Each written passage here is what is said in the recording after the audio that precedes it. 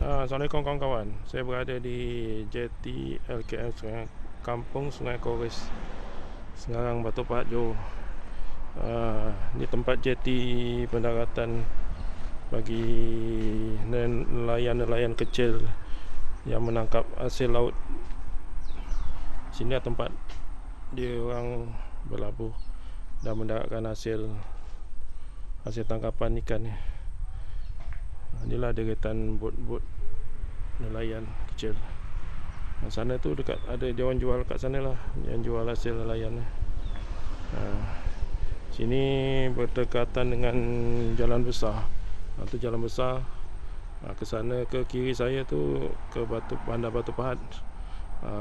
Kalau ke kanan tu ke JB, Pekan Segarang Benot.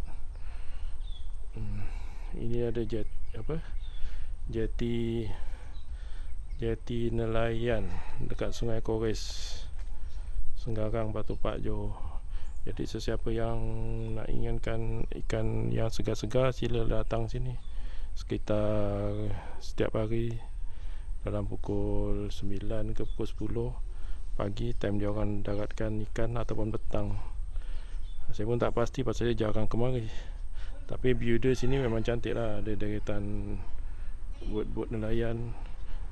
Saya rasa ni pun boleh disewakan ni kalau siapa yang minat. Kalau nak memancing sini pun boleh, ada juga ikan.